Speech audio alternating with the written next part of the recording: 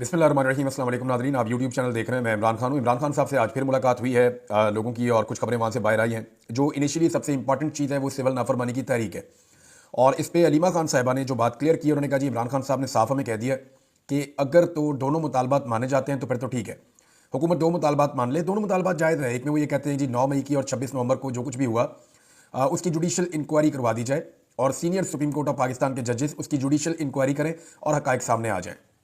और दूसरा मुतालबा भी उनका बहुत जायज़ है। अब दो मुतालबात अगर इमरान खान साहब के नहीं माने जाते तो फिर वो सिविल नाफरमानी की तहरीक की तरफ जाएंगे। असल बात यह है कि ये तहरीक कामयाब होगी या नहीं होगी। अब इसके कुछ फैक्ट्स भी सामने आना शुरू हो गए। जो ओवरसीज़ पाकिस्तानी है ना, वो मुख्तलिफ मद में पैसे पाकिस्तान भेजते हैं। नंबर एक, पैसे का एक हिस्सा वो है जो अपने घर वालों की ज़रूरियात के लिए भेजा जाता है। जितना ज़रूरी है उतना पैसा वो भेज देते हैं। मिसाल के तौर पर अगर घर वालों की ज़रूरत 100 रुपये है तो वो 100 रुपये उन्होंने भेजना होता है, लेकिन इसके ऊपर इजाफी पैसा भी भेजते हैं बहुत सारे ओवरसीज़ पाकिस्तानी। उनमें से कुछ पैसा वो होता है जो पाकिस्तान के अंदर सेविंग करते हैं, या पाकिस्तान के अंदर चीज़ें परचेज करते हैं, या यहाँ पे जायदादें या प्रॉपर्टीज़ खरीदते हैं। तो ऐसी बहुत सारी चीज़ें हैं जो ओवरसीज़ पाकिस्तानी बाहर से पैसा भेजते हैं, उसमें पैसे का एक इजाफी हिस्सा भी होता है। अगर वो इजाफी पैसा नहीं भेजेंगे तो ये पैसा बहुत कम हो जाएगा। ओवरसीज़ पाकिस्तानी जो पैसा भेजते हैं वो कहाँ कहाँ से आता है? लेकिन जो सबसे ज़्यादा पैसा आता है वो सऊदी अरब से आता है, और गल्फ़ ममालिक से जितना पैसा आता है पाकिस्तान में, पाकिस्तानी यहाँ बहुत बड़ी तादाद में है। पाकिस्तानियों की अक्सरियत जो ओवरसीज़ पाकिस्तानियों की है वो अरब ममालिक में रहती है।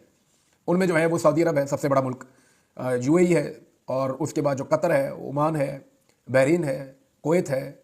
ये जितने भी अरब ममालिक हैं यहाँ पे बहुत बड़ी तादाद में पाकिस्तानी रहते हैं। अब ये पाकिस्तानी जो पैसा भेजते हैं वो लगभग कोई 45% के आसपास है। अगर आप सारा अंदाज़ा भी इकट्ठा करें तो मगरबी ममालिक से आने वाला पैसा 50% से कुछ ज़्यादा है, और अरब ममालिक से आने वाला पैसा ही 50% के आसपास है। आप आधा आधा कर लें।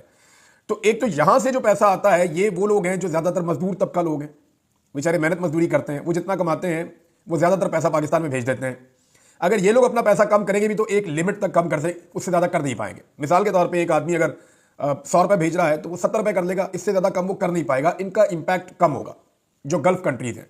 हाँ, यूएई का इंपैक्ट ज़्यादा होगा, यहाँ बहुत सारे पाकिस्तानी ऐसे हैं जो पैसे वाले हैं। सऊदी अरब में कई पाकिस्तानी जो है वो कारोबार भी करते हैं, तो उनका भी इंपैक्ट ज़्यादा हो सकता है। हाँ, जो मगरबी ममालिक है ना, वो तकरीबन 50% पैसा पाकिस्तान में जो आता है वो वहाँ से आता है।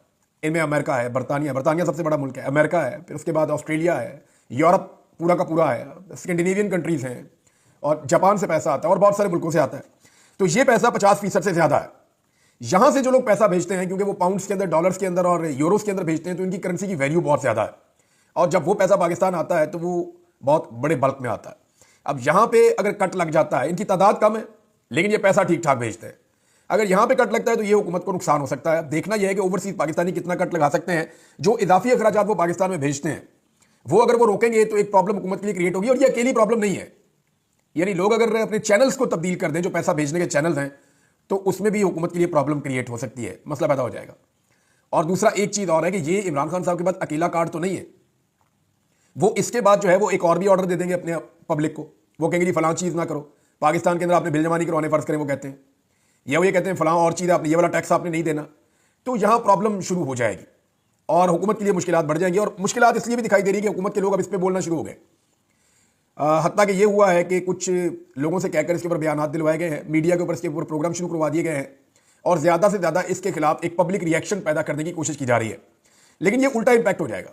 जितना ज़्यादा इसके ऊपर प्रोग्राम्स करवाए जाएंगे, जितना ज़्यादा हुकूमत इसको उठाएगी मामले को, उतना ज़्यादा इस पर अवेयरनेस आएगी, और आम पाकिस्तानी तक ये पैगाम उतनी तेज़ी से जाएगा। हुकूमत से तो लोग नफरत करते हैं, हुकूमत का जो भी बयानिया होगा लोग उसके खिलाफ खड़े हो जाएंगे, ये भी सब जानते हैं। तो हुकूमत काफ़ी परेशान है। सिविल नाफरमानी की तहरीक इतनी आसान चीज़ नहीं होगी कि इतने आराम से खत्म हो जाएगी। दूसरी जानिब पर जो लापता अफराद और लाशों के हवाले से है, तो मैं आपको अपडेट कर दूं कि पाकिस्तान तहरीक इंसाफ ने आज जनाब 9 तारीख है, 26 नवंबर का वाक़या है, आज 9 दिसंबर है, और इतने दिनों के बाद भी आज तक कोई FIR की दरखास्त पाकिस्तान तहरीक इंसाफ ने अभी तक जमा नहीं करवाई। CCTV फुटेज को महफूज करने की दरखास्त पाकिस्तान तहरीक इंसाफ ने अभी तक जमा नहीं करवाई। पाकिस्तान तहरीक इंसाफ के जितने लोग लापता हुए हैं, लापता अफराद के हवाले से कोई एक भी पटिशन पाकिस्तान तहरीक इंसाफ ने अभी तक किसी अदालत में जमा नहीं करवाई। कोई एक कानूनी रास्ता अभी तक पाकिस्तान तहरीक इंसाफ ने इख्तियार नहीं किया। हालांकि बहुत सारे लोग रब्ता करके कह रहे हैं हम करेंगे, लेकिन कर नहीं रहे। और जो पॉलिटिकल कमेटी से मुझे इन्फॉर्मेशन मिली है, मैंने 4-5 लोगों से बात की तो उन्होंने मुझे ऑफ द रिकॉर्ड बताया, उन्होंने कहा जी हम अपनी क़यादत से जब बात करते हैं इस बारे में, उन्हें जब बार बार ये पूछते हैं कि आप ये क्यों नहीं कर रहे, तो वो ये हमें जवाब देते हैं कि कर लेते हैं, देख लेते हैं। लेकिन उनके एटीट्यूड से हमें ऐसा लगता है कि वो ये करने में विलिंग नहीं है। जो पाकिस्तान तहरीक इंसाफ की बाहर क़यादत मौजूद है, वो शायद इस रास्ते में चलना नहीं चाहते कि जो शोहदा हैं उनको इंसाफ दिलवाया जाए या इसमें कानूनी रास्ता इख्तियार किया जाए। अब जो चेयरमैन है बैरिस्टर गौहर, उन्होंने एक स्टेटमेंट दिया, ये बहुत इंपॉर्टेंट है। उन्होंने ये कहा कि डी चौक से लापता 200 अफराद की फहरिस्त हमारी तैयार हो गई है, जबकि उमर अयूब साहब ने यह कहा कि 200 अफराद से ज़्यादा हैं। लेकिन पहला जो स्टेटमेंट आया था वो सैकड़ों लोगों का था, लेकिन उसके बाद फिर शेर अफजल मरवत साहब ने कहा कि 107 के करीब लोग कंफर्म हो चुके हैं। फिर बाद में बताया गया 140 के करीब लोग जो है वो कंफर्म हो चुके हैं, वो लापता, उनका कोई पता नहीं चल रहा। फिर पता चलता है कि इनकी तादाद बढ़ते बढ़ते अब बैरिस्टर गौर कह रही है कि जैसे जैसे तहकीकात कर रहे हैं हम, अब ये 200 के करीब है। उमर अयूब 200 से ज़्यादा का क्लेम कर रहे हैं। उन्होंने कहा ये रिपोर्ट हम इमरान खान को देंगे।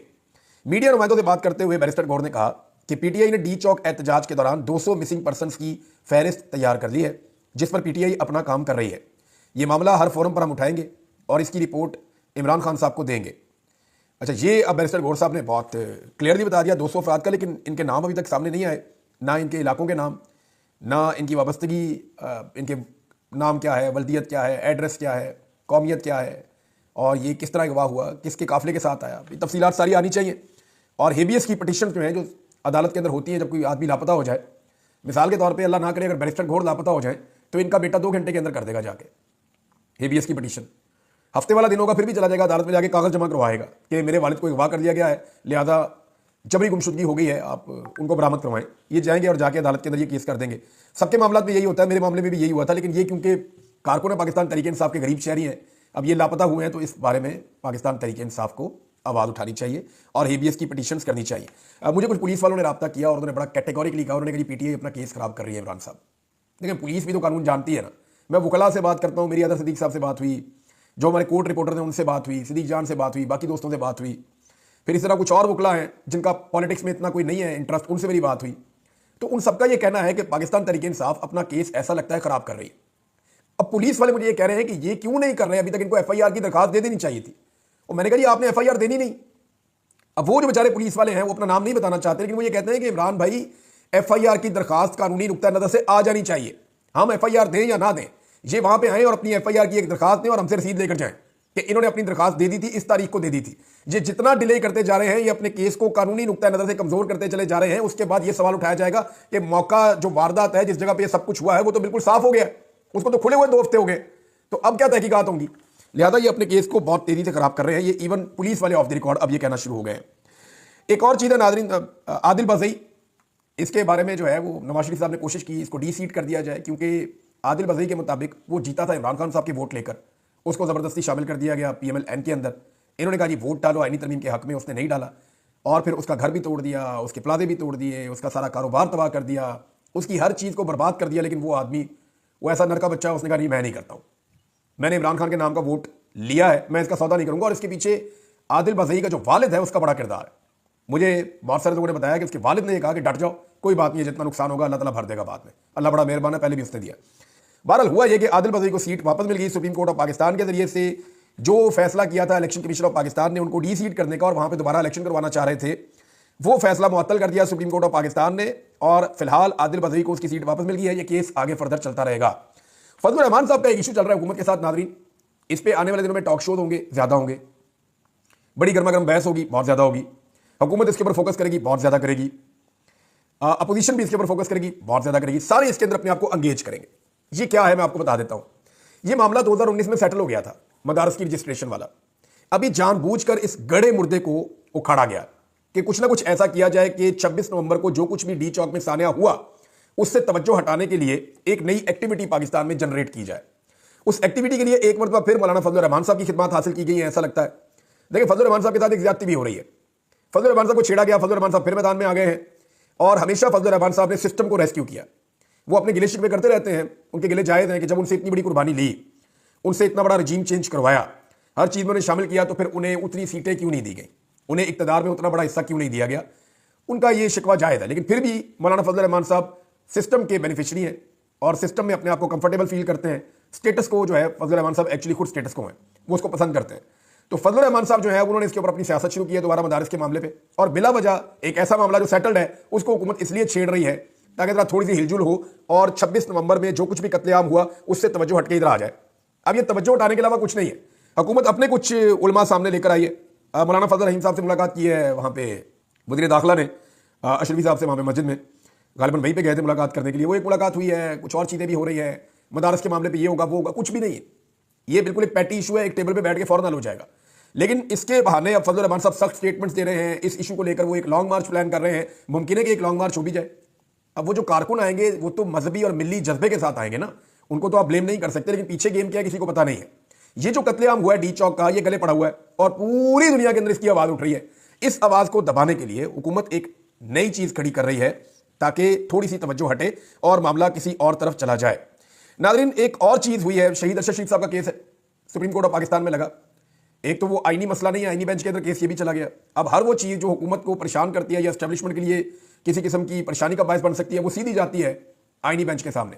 तो अरशद शरीफ शहीद साहब का केस भी वहां पे चला गया।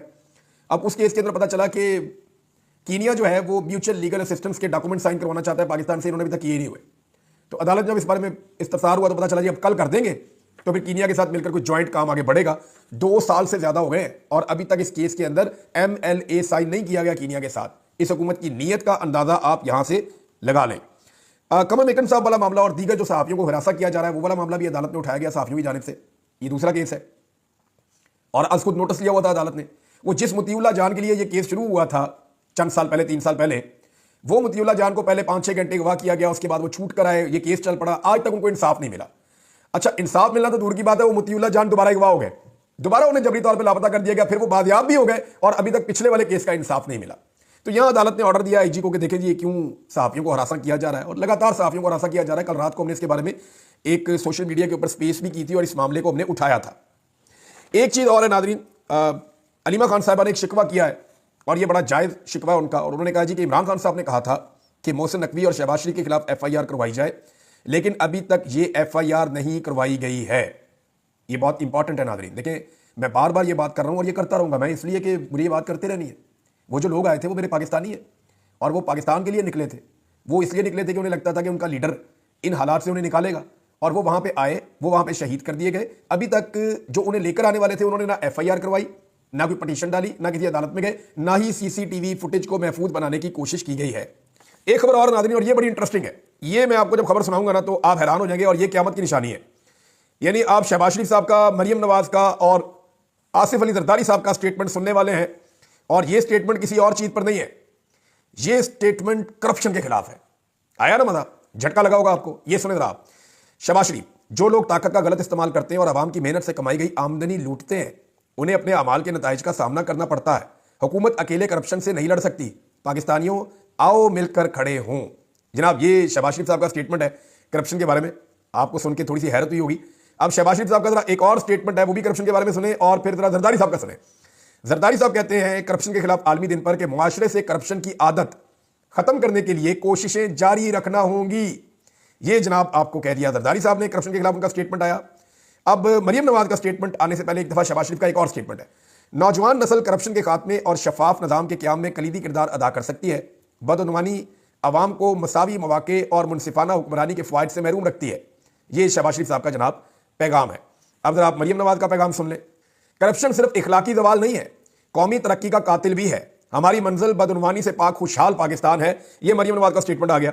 अब जरा इन तीनों के कारनामे आप चेक करें। आसिफ अली जरदारी साहब को तो सारी दुनिया जानती है कि करप्शन के खिलाफ उनके क्या जज्बात हैं और उनके बारे में लोग क्या समझते हैं। आलमी अखबारात में इंटरनेशनल लेवल की खबरें उनके बारे में छप चुकी हैं। और हाल ही में जो है वो बहुत सारा TT स्कैंडल आपको याद है ना। आपको ये भी याद होगा कि अयान अली मॉडल, फिर आपको ये भी याद होगा कि बहुत सारे जाली अकाउंट, फालूदे वाले का अकाउंट, रेडी वाले का अकाउंट, वो बहुत सारी चीज़ें आपको याद है ना। बस ये आप इतना याद रखेगा। शहबाज शरीफ साहब वो आदमी है कि इनके चपड़ासियों के अकाउंटों के अंदर से अरबों रुपए निकल रहे थे, और मकसूद चपड़ासी जो है वो दुबई में पुरस्कार तौर पर फौत भी हो गया। ये भी आज तक कभी किसी को इसका जवाब नहीं है किसी के पास। तो शहबाज शरीफ साहब का अपना TT स्कैंडल आप वो भी आप ध्यान में रखें। और मरियम नवाज करप्शन के खिलाफ बात कर रही हैं। आप अंदाजा कीजिए, ये वो खातून है जिन्होंने कहा मेरी बरतानिया तो क्या पाकिस्तान में भी कोई प्रॉपर्टी नहीं है, मैं तो बड़ी बेबस हूं, मेरे पास तो कुछ भी नहीं है, और बाद में बताया जी मैं तो इसकी बेनिफिशियरी ऑनर हूं। फिर जाली कैलिबरी फोन अपनी करप्शन छुपाने के लिए इन्होंने उसके अंदर एक लेटर लिख के भी डाल दिया। तो ये करप्शन से लथड़े हुए लोग करप्शन के खिलाफ लेक्चर दे रहे हैं, यानी ये कभी आपने सोचा था? इससे बड़ा मजाक और इससे बड़ा लतीफा हो नहीं सकता। बहरहाल मरियम नवाज पहुंची है जी वहां पे चीन में। मुझे समझ नहीं आ रही इनके दौरे का मकसद क्या है। एक वज़ीर आला को चीन क्यों जाना है? एक वज़ीर आला को चीन क्यों जाना है? ना वो कोई खारजा पॉलिसी बना सकते हैं उनके साथ, ना वो कोई और चीज कर सकते हैं। हाँ, ये देख सकते हैं कि अपने सूबे के लिए कोई सामान खरीदना हो तो अपने बजट में कोई पैसा वहां शिफ्ट करके वहां कोई सामान लाना हो, सौदेबाजी करनी हो तो वो ठीक है। अब मरियम नवाज जब पहुंची तो जनाब इन्होंने लगा दिया ट्विटर पे तस्वीरें, कि बड़ा इस्तकबाल हो गया मरियम नवाज का। तो वो गौर से जब वो तस्वीरें सारी देखी तो पता चला कि मरियम नवाज साहबा को फूल भी अपनों ने पेश किए और वहाँ जो लोग इस्तकबाल करने आए हुए थे उनमें ज़्यादा लोग वही थे जो पाकिस्तानी वहाँ पे मौजूद थे, उनको लाया गया, उनसे इस्तकबाल करवाया गया, क्योंकि चाइनीज़ जो है उन्होंने ज़्यादा मुंह नहीं लगाया। और वो जो एक चाइनीज़ है जिसको बार बार कह रहे हैं कि वो उनकी रूलिंग पार्टी का कोई ओहदेदार है, यानी किसी पार्टी का कोई ओहदेदार है, अननोन सा आदमी है, उसको गूगल कर करके हम थक गए, वो पता नहीं चल रहा बंदा कौन है, उसकी शक्ल को हर एंगल से डाल के देखा, पता नहीं चलता बंदा कौन है। यानी एक अननोन आदमी, ऐसा लगता है चाइना ने बदला लिया इनसे और एक ऐसा बंदा भेजा, उन्होंने कहा ढूंढते रह जाओगे तुम्हें नहीं पता चलेगा ये कौन है। और हत्ता के पाकिस्तान टेलीविजन के ऊपर जो चला उन्होंने भी उसका नाम नहीं बता पाए, वो भी ये बता रहे हैं कि ये है कोई बंदा, लेकिन कोई बड़ा बंदा है जिसने मरीम नवाज का इस्तेमाल किया, और छोटा सा आदमी है। और वो ऐसा लग रहा था कि जैसे कोई कॉमेडी शो चल रहा है। ये वहाँ गई हैं और अब फैक्ट्रियों को विजिट कर रही हैं। आप कोई भी वहाँ जाएगा ना चाइना में और वो कहेगा कि मैं कुछ चीज़ें खरीदना चाहता हूँ, तो वो फैक्ट्रीज विजिट करवाती हैं। आप जिस मर्जी फैक्ट्री में जाएं, उन्होंने अपना पूरा एक डिस्प्ले का एरिया बनाया हुआ होता है, वो आपको ले जाते हैं, आपको ट्रैक्टर दिखाएंगे, मशीनें दिखाएंगे, आपको चीज़ें दिखाएंगे, टेक्नोलॉजी दिखाएंगे, और आपको कहेंगे आप अपने मुल्क में खरीद कर ले जाएं, बल्क में आप ले लें, हम आपको ये वाला सहूलत भी दे देंगे, आपको वहाँ पे पहुँच भी दे देंगे, और इसमें अगर कोई कमीशन वमीशन की बात करना चाहे तो वो वाली बात भी वो दे नेवर माइंड। वो जिस तरह का मुल्क होता है वो उस तरह की डीलिंग करते हैं। चाइनीज़ का ये है। अब मरीम नवाज जो है वो 8 दिन चीन में क्या करने गई हैं, इसके बारे में खोज लग रही है। बहुत जल्दी आपको पता चल जाएगा कि एक्चुअली वो वहाँ पे लेने क्या गई हैं। बहरहाल अब तक की इतला के मुताबिक इमरान खान साहब अपनी सिविल नाफरमानी की तहरीक का जो उनका ऐलान है उसके ऊपर डटे हुए हैं, और सिर्फ एक रास्ता है कि उनके मुतालबात को तस्लीम किया जाए। अगर मुतालबात को तस्लीम किया जाता है तो फिर मामला आगे बढ़ सकता है। अब तक के लिए इतनी, अपना ख्याल रखिएगा, अपने इस चैनल का भी। अल्लाह हाफिज़।